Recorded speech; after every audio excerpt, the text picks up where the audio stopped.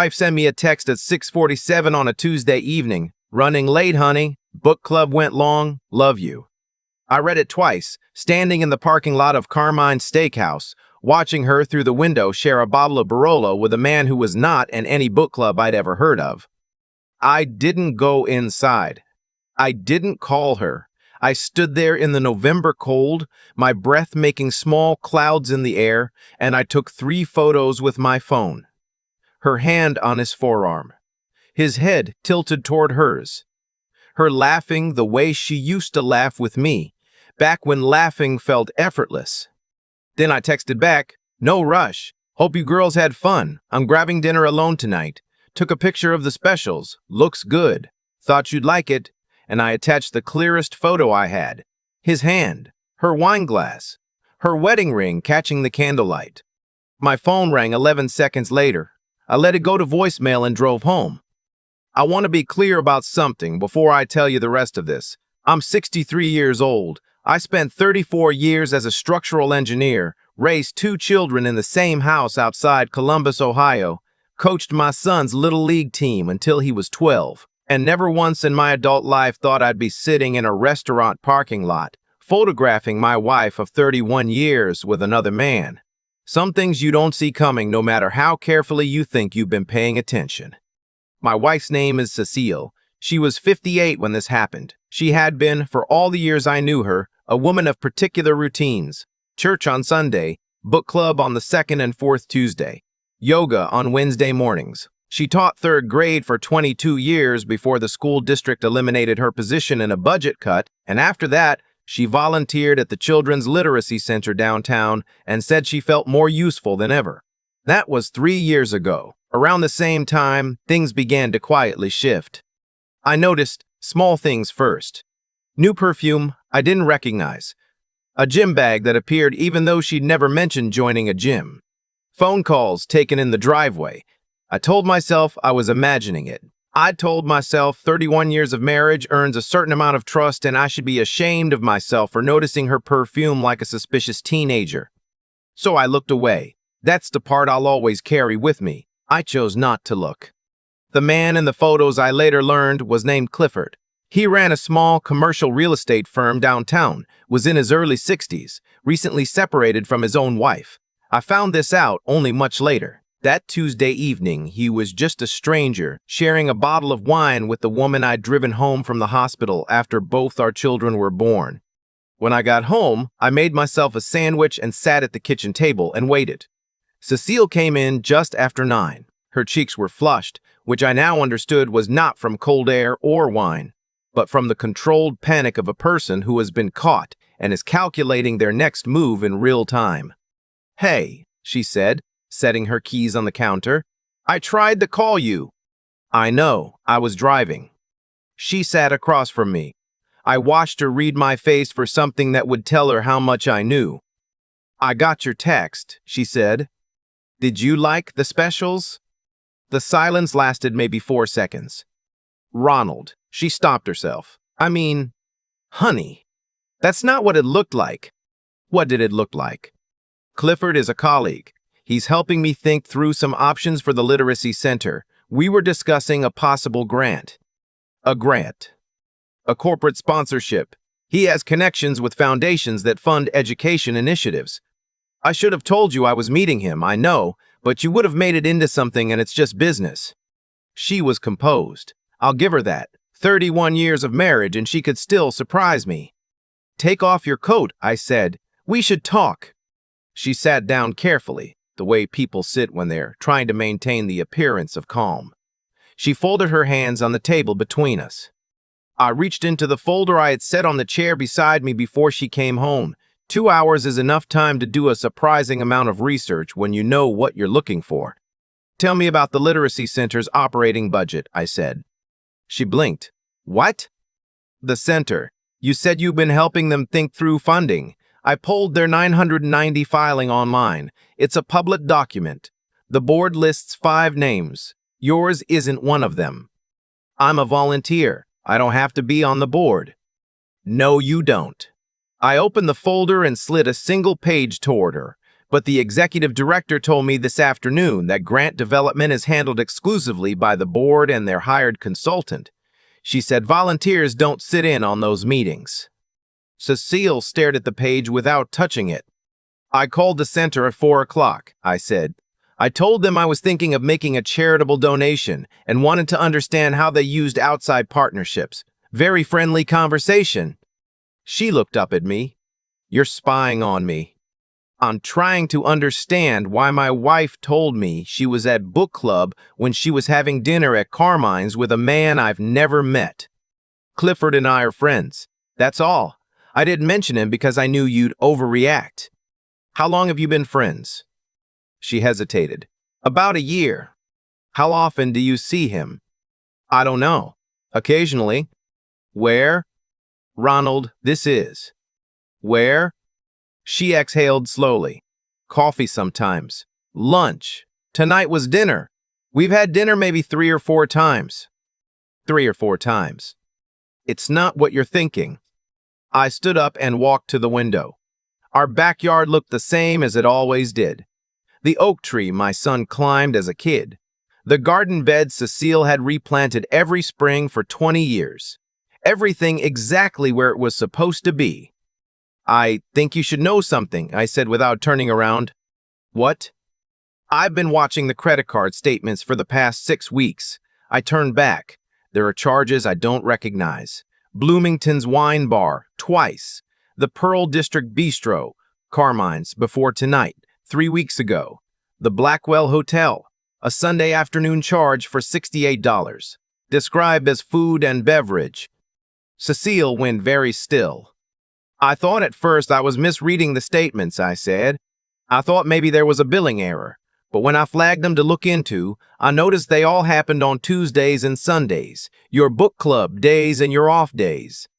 The grandfather clock in the hallway ticked. She didn't say anything. The book club, I said. I called Barbara Hennessy this afternoon too. She said the club hasn't met on a Tuesday in 2 months because their usual hostess is recovering from hip surgery. Something shifted in Cecile's expression. The careful composure began to crack the way ice does. Not all at once, but in a spreading fracture.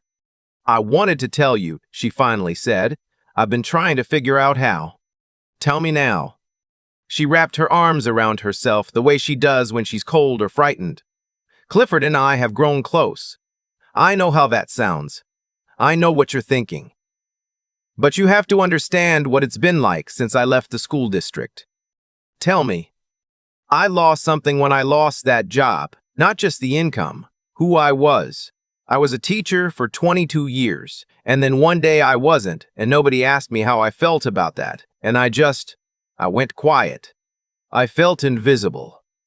Her voice was barely above a whisper now.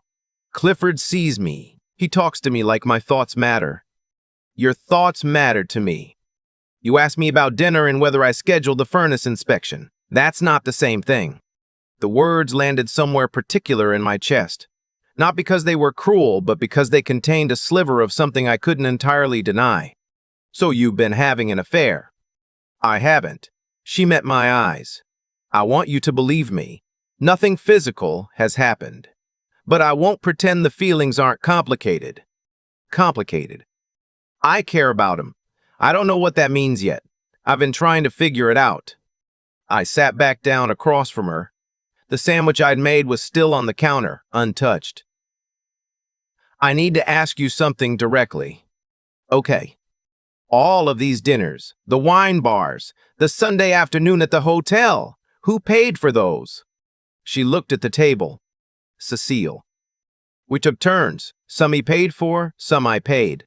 With our joint card, I was going to pay it back. Pay it back from what? You don't have income. She didn't answer. I want you to look at something else.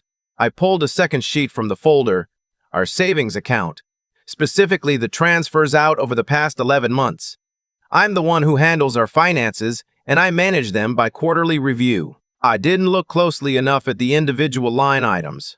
I set the page in front of her. Do you want to explain the transfers to the account ending in 7741? Cecile's face went white. How did you find that? I called our bank this morning. I explained I was seeing unfamiliar transfers and wanted to trace them. I kept my voice level. They told me the receiving account was opened 14 months ago. Individual name, not joint. She stared at the statement. Ronald, $23,000, Cecile. Moved in amounts small enough not to trigger an automatic alert. 200 here, 800 there. 1,400 on a day when we had a large deposit so it wouldn't stand out. I waited. That's not a mistake, that's a plan. The tears came then. Real ones, I think. Or at least the kind that come when something you've been hiding for a long time finally surfaces. I needed to have something that was mine, she said. After I lost my job, everything was yours. The income, the accounts, the decisions. I felt like a dependent. I needed to feel like I had options. Options to what? She didn't answer right away, but I already understood. She had been building a way out. Not necessarily a way out she had fully decided to take, but the kind of quiet infrastructure a person constructs when they're not sure yet whether they're staying. I need you to understand something, I said. I've been married to you for 31 years. I know when I'm being managed. I stood up and took the folder from the table. I'm going to sleep in the guest room tonight. Tomorrow, I'd like you to call our financial advisor and arrange a full account review.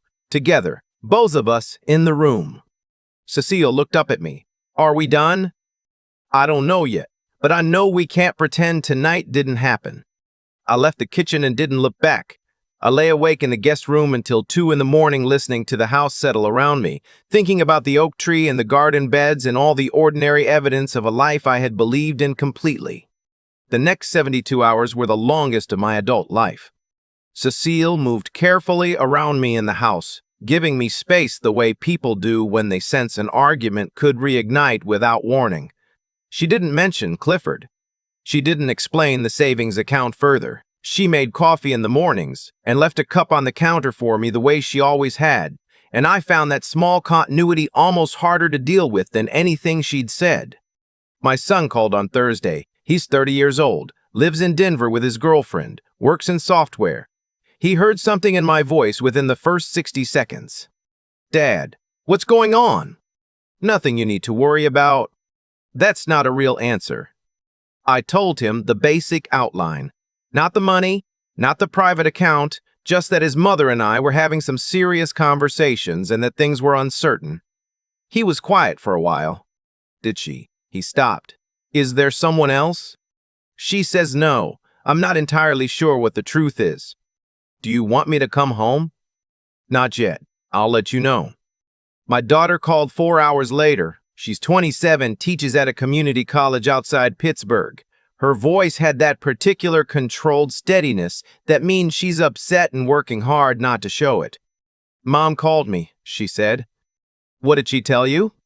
She said you're angry about something that's a misunderstanding. She said you've been going through her personal accounts and she's worried about you.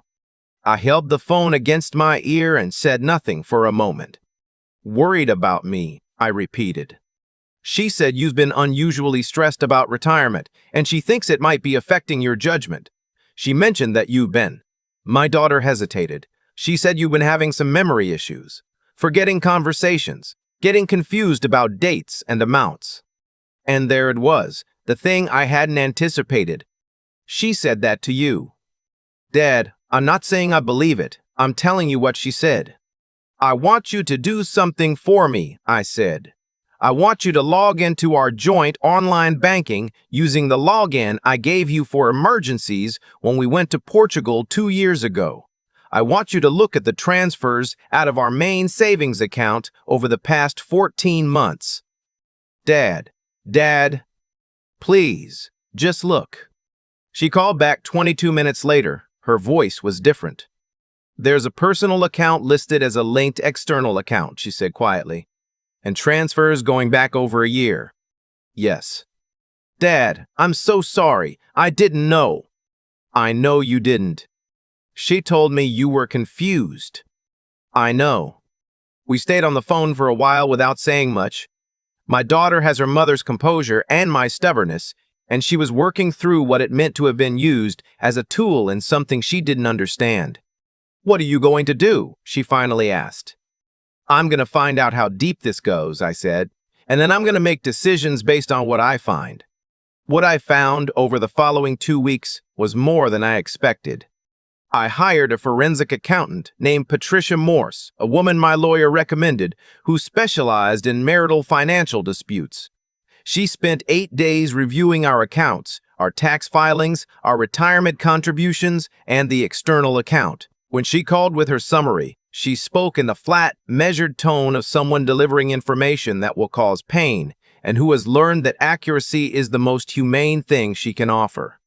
The external account held $23,400. Money moved in over 14 months, systematically in amounts calibrated to avoid detection. In addition to that, Patricia had found something I hadn't discovered myself.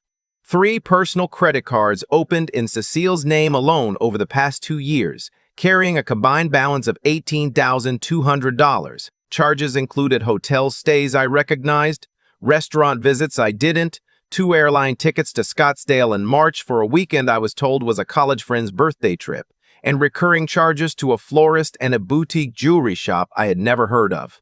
The florist. I sat with that one for a while. "Is there anything here that constitutes fraud?" I asked Patricia. "The account transfers are legal since this is a joint account," she said. "The credit cards are in her name only, so those are her liability. But the pattern taken together tells a particular story." I asked her to prepare a full written summary. I met with my attorney, a man named George Harrington, who'd handled our estate planning years ago. George had the unhurried manner of someone who had seen most of the ways human beings disappoint each other and had long stopped being surprised. I walked him to everything. He listened without interrupting. "The memory concerns she raised with your daughter," George said when I finished. "You should document your clarity. A brief cognitive evaluation on record protects you if she escalates that narrative." You think she would? People in difficult situations often reach for whatever leverage is available. I'm not saying she will. I'm saying we should make sure it doesn't work if she tries. I called my doctor the next morning and explained that I wanted a standard cognitive screening for my own peace of mind and asked to have it documented in my file. She was mildly puzzled but accommodating. The results were what I knew they would be. I was in the 92nd percentile for my age group. Cecile and I had not spoken meaningfully since the night in the kitchen. We shared the house in a kind of careful silence. She seemed to believe, I think, that time and small gestures would smooth things over, that I would eventually decide the trouble wasn't worth it. 31 years of marriage had perhaps given her a particular set of assumptions about how conflict in our house resolved. She was about to discover those assumptions were wrong. I arranged for us to meet with George together under the pretense of revisiting our estate documents, something we had needed to do for 2 years since my mother's assets were folded into our accounts. Cecile agreed, thinking it was a routine appointment. She understood what it actually was the moment she saw Patricia Morse seated at the conference table alongside George. "What is this?" Cecile looked at me. "Please sit down," I said. George walked her through the complete financial picture. The transfers, the credit cards, the Scottsdale trip. He spoke without accusation, laying it out the way you'd present a balance sheet. Numbers and dates and amounts. Cecile sat very still through most of it. When George mentioned the florist charges, she closed her eyes briefly. "I want to be clear," George said at the end. "Ronald is not here to threaten you. He is here because he deserves to understand what has happened in his own financial life, and because any path forward, whatever that looks like, needs to begin with transparency." Cecile looked at me. Her composure had not entirely held. There was something behind her eyes that I hadn't seen in a long time. Not the calculating steadiness from the night in the kitchen. Something older and softer. "The flowers," she said quietly. "I sent them to myself. I needed to feel." She stopped. "I know how that sounds." "Tell me anyway," I said. "I needed to feel like someone was thinking about me that way, even if it was me doing it." She folded her hands in her lap. "That's a terrible thing to admit." George gave us a moment. "And Clifford?" I asked. She looked at me directly. I ended it 2 days after the night at Carmine's. I should have ended it before it became what it became. I'm sorry. I know that doesn't cover it. No, I said, it doesn't. We left George's office without a plan, which is different from leaving without a direction. Some things can't be resolved in a conference room. But something had shifted, not fixed, not forgiven, but moved from the realm of secrets into the realm of things that could at least be spoken about. The months that followed were the hardest of my marriage, and also, strangely, some of the most honest. We saw a counselor. Her name was Dr. Frances Albright, and she had an office on the third floor of a building downtown with a window that overlooked a park. She did not tell us what to do or what to feel. She created the conditions where Cecile and I could say things to each other that 31 years of habitual politeness had buried. Cecile talked about losing her identity when she lost her job, about feeling like a guest in a life that had been built around my career and my schedule, about the loneliness of being competent and unseen at the same time. These were not new complaints. Some of them I had heard before in softer forms. But here, in that room, they arrived with a specificity I hadn't allowed myself to receive before. I talked about the way I had used busyness as a substitute for presence, about the ways I had interpreted her stability as contentment instead of asking, about choosing not to look when I should have looked. There were sessions that ended in silence. There were sessions that ended in anger. There was one session where Cecile said she had genuinely considered leaving, not for Clifford, she said, but for a version of herself she thought she could only find alone. And I sat with that truth the way you sit with something very cold, waiting to see what you feel on the other side of it. What I found on the other side was something I hadn't expected. I still loved her. Not the managed version. The actual woman. The external account was closed. The credit card balances were paid down jointly, which Cecile insisted on, working part-time at a garden center that spring. It wasn't about the money. It was about the gesture. About accountability being something you show, rather than something you declare. My daughter drove out from Pittsburgh in February and stayed for a weekend. She was careful with her mother in the particular way young women are careful with complicated love. Present, watchful, not quite ready to forgive, but not willing to abandon either. Before she left, she hugged Cecile in the driveway for a long moment without saying anything, and I watched from the window and understood that some repairs happen in silence. My son took longer. He's more like me in that way. Slower to arrive at feeling, but more durable once he does. He came home for Easter, 3 months after everything surfaced, and on the second evening, he and his mother sat on the back porch together for 2 hours while I found things to do inside. I don't know what they said. He came in afterward, poured himself a glass of water, and stood beside me at the kitchen counter. "She's trying," he said. "I know." "Are you?" "Every day." He nodded. That was enough for us. Clifford, I later learned through someone Cecile knew, had quietly relocated to a city about 2 hours away within months of that November evening. His separation from his wife became a divorce. I didn't spend much time thinking about him. He was a symptom, not the disease. The disease was the gap between us that Cecile and I had both contributed to, in different ways and for different reasons, across years of small silences and small evasions. The following October, almost a year after I stood in that parking lot in the cold, Cecile and I drove up to Lake Erie for a long weekend. No particular occasion. Just the two of us, a rental cottage, and 3 days with nowhere to be. She had found the place online, made the reservation herself, and told me only that she wanted us to go somewhere we'd never been together. The first morning, we sat on the dock with coffee while the lake moved gray and slow in the early light, and neither of us said much. The silence felt different from the silence of the previous months. Quieter, less defended. "I've been thinking about going back to teaching," Cecile said eventually. "Yeah?" "There's a private school in Worthington that's looking for someone with elementary experience, part-time to start." She turned her coffee cup in her hands. "I think I need to be useful in a way I can see." "You should do it," I said. "You don't think it's too late?" I looked at her. The gray had come into her hair in the past year, and I was aware I was seeing her more clearly than I had in a long time. Not through the comfortable blur of habit, but actually seeing her. The way you see someone when you've nearly lost them and chose not to. "Cecile," I said, "it's not too late for anything." She got the teaching position that spring. Part-time, 4th grade, a school 20 minutes from our house. The first week back, she came home vibrating with an energy I hadn't seen in years. She talked all through dinner about her students, about the particular chaos and attention of 9-year-olds, about a boy named Marcus who already read 3 grade levels ahead and needed to be kept from unraveling the classroom from boredom. I listened. Not in the way I had listened before, which was a form of patience dressed up as attention. I actually listened, because I had learned something in that year that I wish I had understood 30 years earlier, that the difference between a good marriage and a hollow one is not the absence of trouble. It's whether you can sit with trouble long enough to find out what's underneath it.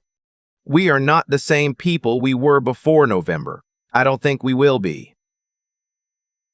But we're still here, which is something I do not take for granted the way I once did, without knowing I was doing it. Last month, our son called from Denver to say he and his girlfriend were engaged. When I told Cecile, she cried in the kitchen for a few minutes, quietly, with her hand over her mouth. Then she looked at me and laughed a little at herself for crying, and I laughed too, and we stood there in the kitchen that had seen the worst night of our marriage, and let the good news fill it up. That's what I have for you. Not a clean story where the villain gets what they deserve and the hero sails off into uncomplicated happiness. Just the true one, where two people who had stopped really seeing each other were given one terrible and clarifying evening to decide what they actually wanted. We decided we wanted each other, just not the managed version, the real one. That turns out to be worth considerably more work than I expected, and considerably more than anything I almost let slip away. I think about that parking lot a lot. Not with anger anymore, just with the particular clarity that comes when you've stood at the edge of losing something and chose, deliberately, to pull back. What I did that November wasn't revenge. I want to be honest about that. I took 3 photos and sent one. I drove home. I made a sandwich. Everything I did after that moment was slow and methodical and, I hope, decent. Not because I'm a naturally patient man, I'm not. But because I understood somewhere in my chest that how I handled the next hours would define whether I had any moral ground to stand on going forward. That's not calculation. That's character. You don't discover what kind of person you are when things are easy. You find out when you're standing in a cold parking lot watching your wife laugh with someone else and deciding what to do with your hands. The money was harder for me than the other man in some ways. Not because I'm materialistic, but because it revealed something more premeditated than a moment of loneliness. Cecile had been quietly building an exit door for 14 months.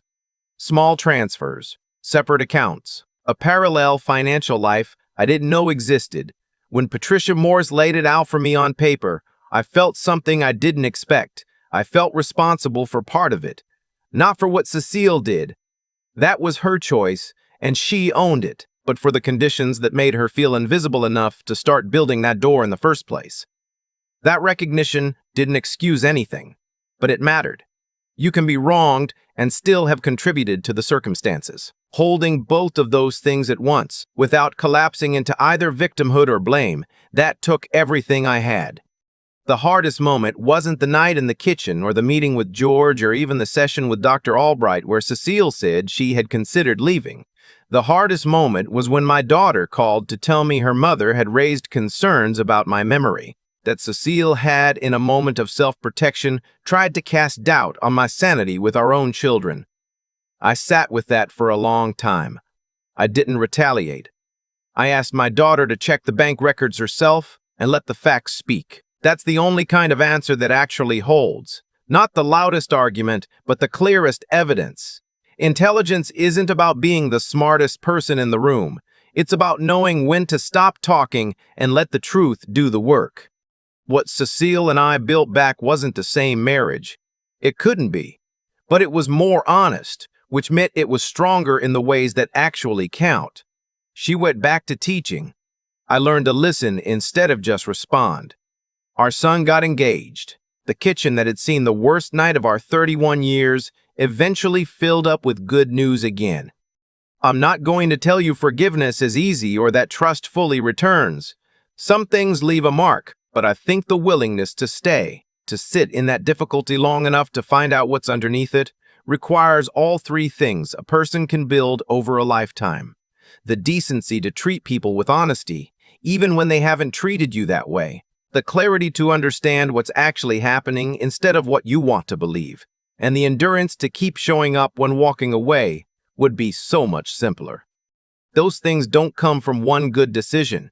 They come from 10,000 small ones, made quietly over years. I'm still making them,